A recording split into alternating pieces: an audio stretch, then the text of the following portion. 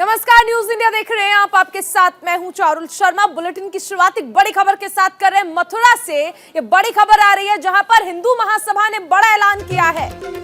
मथुरा में हिंदू महासभा ने बड़ा ऐलान किया है। शाही ईदगाह में हनुमान चालीसा पढ़ने का ऐलान किया गया है। हिंदू महासभा के पदाधिकारियों की ओर से यह ऐलान किया गया है और एहतियातन वहां पर चप्पे चप्पे पर पुलिस बल तैनात कर दिया गया है। मस्जिद के आसपास सुरक्षा के कड़े इंतजाम किए गए हैं। ड्रोन कैमरे से नजर रखी जा रही है। बड़ी खबर आपको बता दें, मथुरा में हिंदू महासभा ने बड़ा ऐलान किया है। शाही ईदगाह में हनुमान चालीसा के पाठ का ऐलान किया गया है।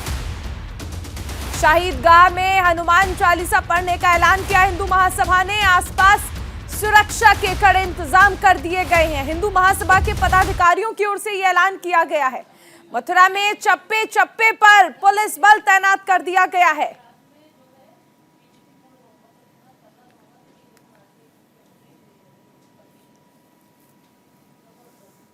पुलिस प्रशासन ने सुरक्षा के कड़े इंतजाम किए गए हैं।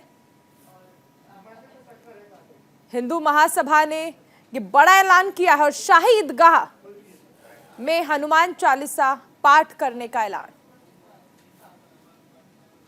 हमारे साथ सहयोगी मदन जुड़ गए हैं। मदन, मथुरा के चप्पे चप्पे से आप वाकिफ हैं। देखिए, पिछली बार का वक्त था जब यही तारीख रही होंगी जिस दौरान हिंदू महासभा की ओर से ऐलान किया गया था। एक बार फिर हम देख रहे हैं हनुमान चालीसा पाठ का ऐलान किया गया है। क्या तैयारियां आप देख पा रहे हैं प्रशासन की ओर से? जी बिल्कुल चारुल, जो इस पिछली बार अगर हम बात करें तो 6 दिसंबर को जो ऐलान किया गया था पूजा और अभिषेक करने के लिए भगवान कृष्ण का, तो पुलिस प्रशासन ने पूरा अलर्ट होते हुए उन लोगों को यही बोला गया था कि कहीं किसी दूसरी जगह, और वो जो अभिषेक था वो दिल्ली में जाकर के हुआ था। मगर इस बार जो हिंदू महासभा का जो ऐलान है वो इस तरीके का किया गया है कि वो किसी भी कीमत पे, और यहाँ तक कि उनका ये कहना है कि अगर गोलियां भी चलेगी तो हमें ये मंजूर है। उसके बावजूद भी हनुमान चालीसा का जो पाठ करना है वो शाही ईदगाह मस्जिद में ही करना है। मगर पुलिस प्रशासन ने जो व्यवस्थाएं की हैं इस समय वो इस तरीके की है कि जो पूरा मथुरा को छावनी बना दिया गया है, और जन्मभूमि और ईदगाह मस्जिद के आसपास जितना भी फोर्स है वो बाहर से आने वाला फोर्स, जैसे आगरा और अलीगढ़ और फिरोजाबाद का भी फोर्स लगाया गया है, और सभी अधिकारियों की जो तैनाती है वो इस तरीके से मुस्तैद कर दिया गया, किसी को भी वहां प्रवेश नहीं करने दिया जाएगा। और जो रास्ते की बात करें तो पूरे रास्ते को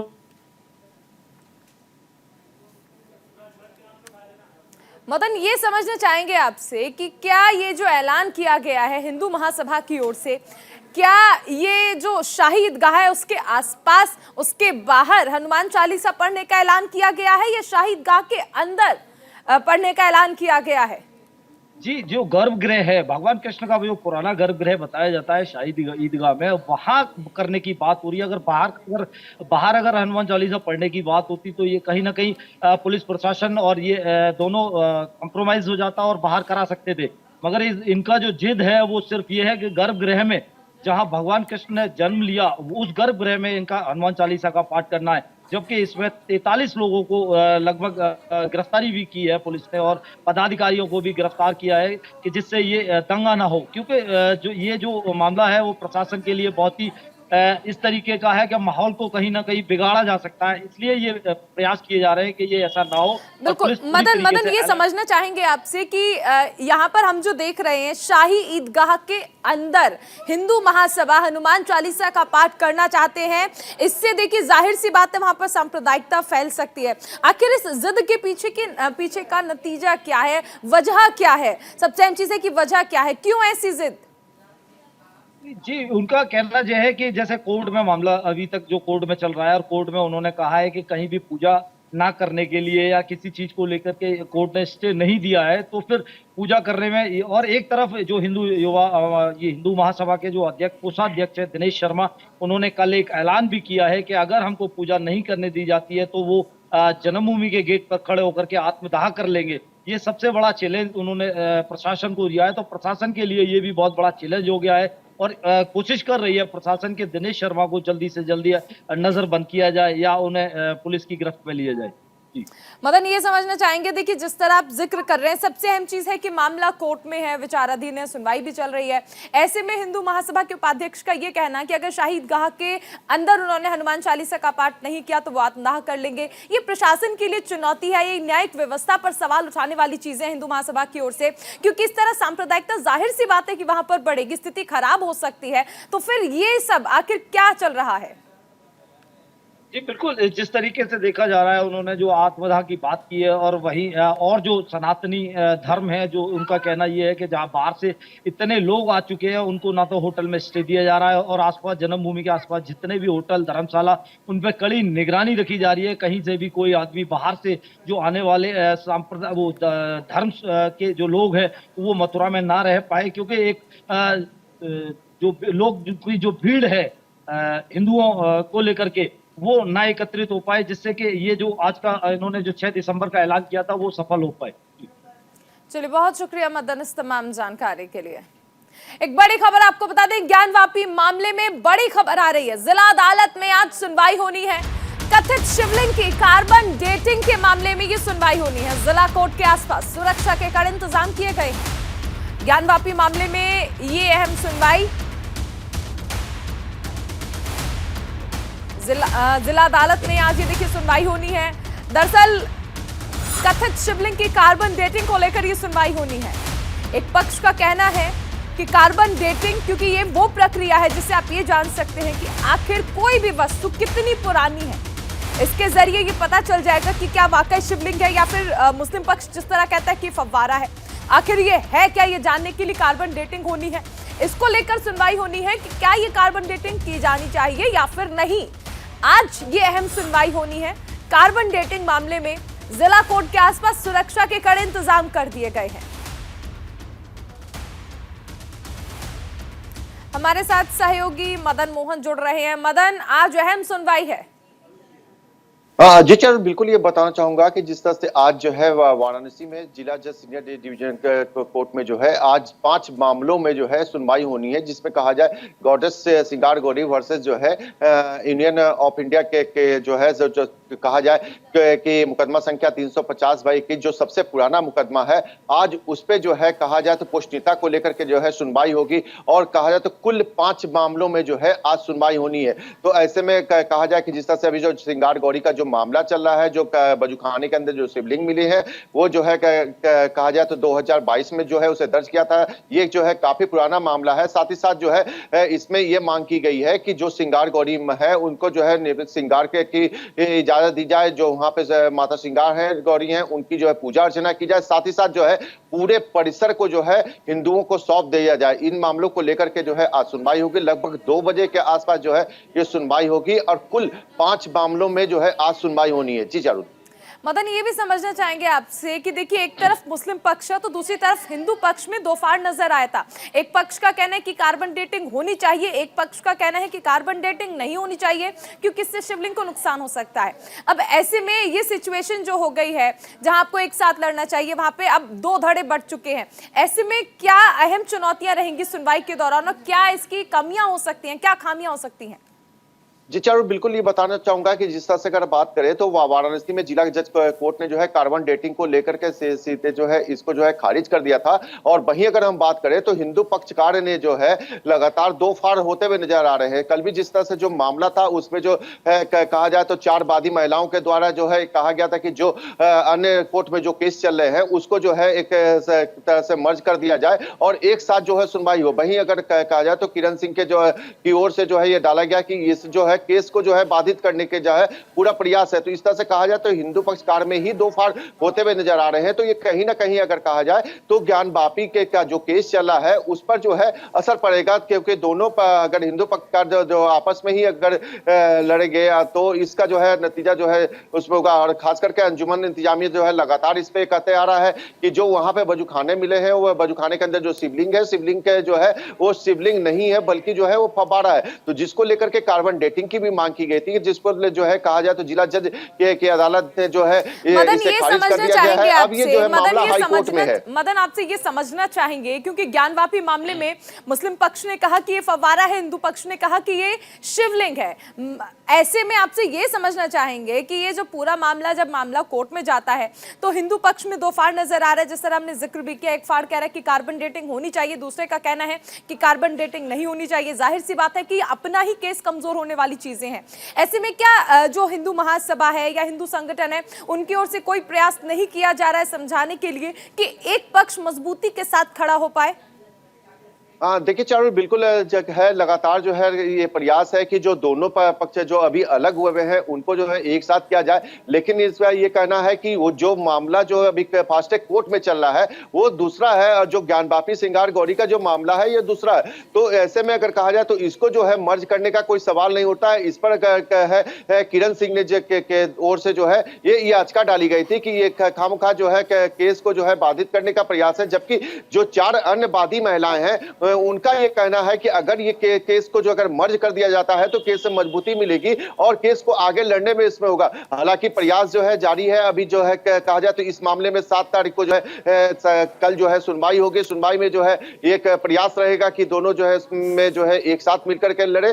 तो और कोर्ट का आगे का जो निर्णय है वो तो जब इन दोनों के उस पर होगा। अंजुमन इंतजामिया लगातार जो है इसका आपत्ति पे आपत्ति दर्ज कराया जा रहा है। लेकिन ये मामला जो कार्बन डेटिंग का जो मामला है अभी फिलहाल जो है मामला हाई कोर्ट में चल रहा है। मामला कोर्ट में है और ऐसे में सबसे अहम चीज है कि पक्ष को एक साथ रहना चाहिए। बहरहाल बहुत शुक्रिया इस तमाम जानकारी के लिए। इस बीच एक और बड़ी खबर, संसद के शीतकालीन सत्र से पहले सर्वदलीय बैठक का आयोजन किया गया है। सरकार ने आज 11 बजे सर्वदलीय बैठक बुलाई है। बड़ी खबर, संसद के शीतकालीन सत्र से पहले सर्वदलीय बैठक बुलाई गई है। कल से शीतकालीन सत्र शुरू होना है और उससे पहले एक सर्वदलीय बैठक सरकार ने 11 बजे ये बैठक बुलाई है। अलग अलग दलों के नेता इसमें शामिल होंगे। 7 दिसंबर से शुरू होगा संसद का शीतकालीन सत्र। तो संसद के शीतकालीन सत्र से पहले सरकार ने सर्वदलीय बैठक बुलाई है। इसमें विभिन्न दलों के सदन के नेता भाग लेंगे। बैठक में सदन का कार्य सुचारू रूप से सुनिश्चित करने, सत्र के दौरान विधायी कार्य सहित इससे जुड़े महत्वपूर्ण विषय पर चर्चा हो सकती है। संसद का शीतकालीन सत्र 7 दिसंबर से शुरू हो रहा है। यह 29 दिसंबर तक चलेगा। सूत्रों के अनुसार लोकसभा अध्यक्ष ओम बिरला कार्य मंत्रणा समिति की बैठक करेंगे।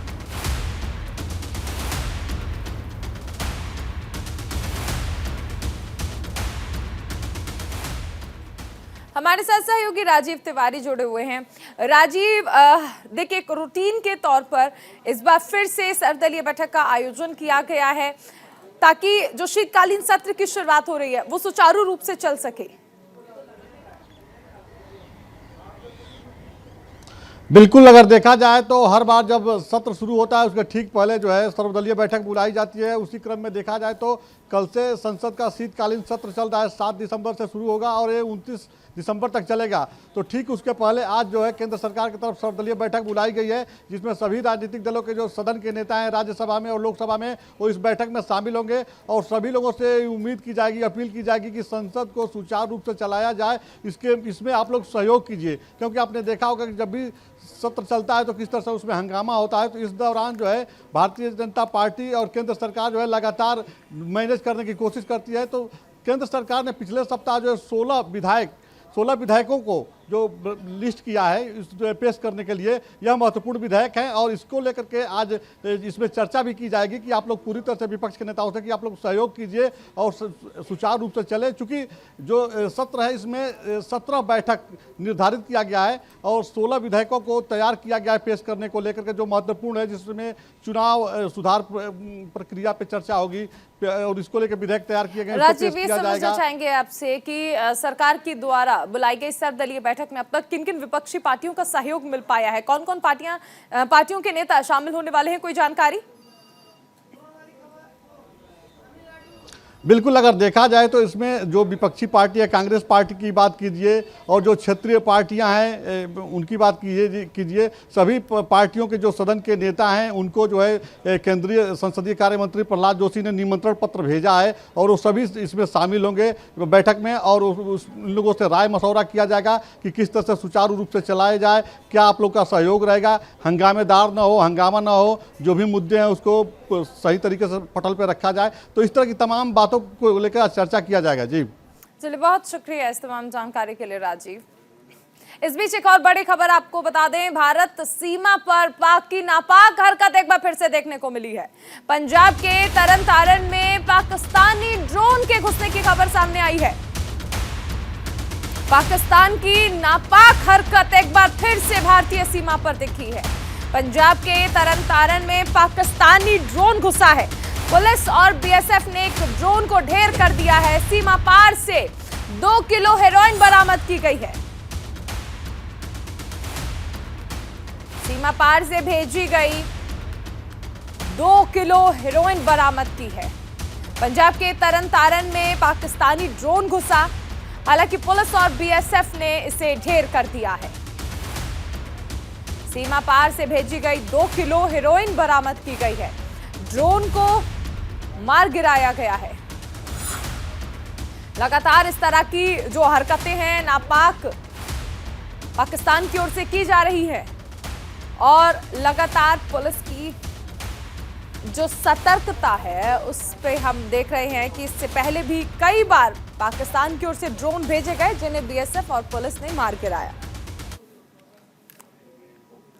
खबर यूपी के बलिया से है, जहां पूर के यादव बस्ती सपही में बनाई जा रही सड़क में अनियमितताएं देखने को मिल रही हैं। सड़क बनाने के दौरान डाली गई बड़ी मिट्टी में मिट्टी डाली गई,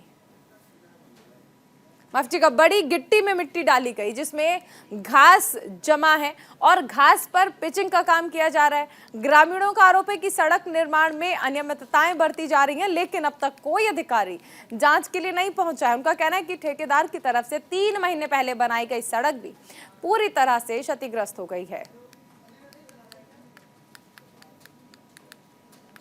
2.5 किलोमीटर सड़क बन रही है। इस पर जो है ये मिट्टी ऐसे ही एक बार पानी डाला गया और मानक के अनुरूप ये कार्य नहीं हो रहा है। जी, ये किस तरह की सड़क देखी जा रही है? अभी सड़क में क्या है अभी कमियां, किस तरह की कमियां दिखी जा रही है? इसमें न गिट्टी पर्याप्त मात्रा में डाली गई है और ना ही इसमें जो है पानी एक बार गिरा करके और जैसे तैसे जो है कोरम पूरा कर रहे हैं लोग। तो इसको कौन देख रेख करने वाला है? कह रहे हैं कि ऊपर तक जो है कमीशन देना है। अच्छा, ये कौन बोल रहे हैं लोग? ठेकेदार लोग बोल रहे हैं, उनके कर्मचारी लोग बोल रहे हैं कि ऊपर तक हम लोगों को जो है कमीशन देना है। अच्छा। तो सब यहीं लग जाएगा तो हम लोग कहाँ से दे पाएंगे?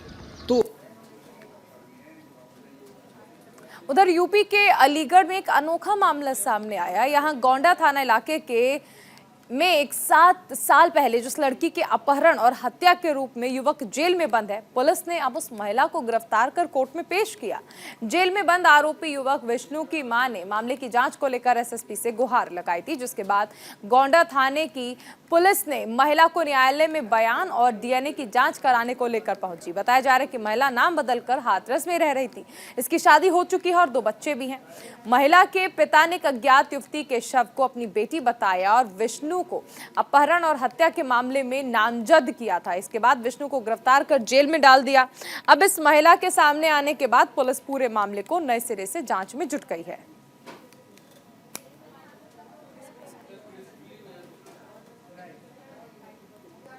का वो मतलब मैटर था, उसको फंसाया गया, मेरे बच्चे को फंसाया गया, 7 साल से फंसाया गया, लड़के को मेरे को फिर किया। इसने बलात्कार किया है, इसको मर्डर किया है एदमापुर में ले जा करके। मेरे लड़के ने कुछ नहीं किया। मेरा बच्चा, मैं गरीब महिला थी, अपने बच्चों को पेट पालन कर रही थी। आपको पता कैसे चला? पता मुझे मेरे माँ जी ने मुझे बताया, जब मुझे पता पड़ा। हाँ, क्या बताया? बताया कि ये देखो ये फोटो उसी लड़की का है। मैंने कहा हाँ जी उसी लड़की का। और निर्दोष है आपका बेटा? मेरा बेटा निर्दोष फंसा हुआ है। मैं चाहती हूँ मेरा लड़का बरी होना चाहिए, निर्दोष उसका फैसला होना। न्यायालय के समक्ष युवती को पेश किया गया है। 164 सीआरपीसी के कथन करवाए जाने हेतु अनुरोध किया गया है। साथ ही डीएनए परीक्षण करवाए जाने हेतु भी अनुरोध किया गया है। तदनुसार आवश्यक विधिक कार्रवाई अमल में लाई जाएगी। और इस बुलेटिन में फिलहाल इतना ही। आप बने रहिए न्यूज इंडिया के साथ।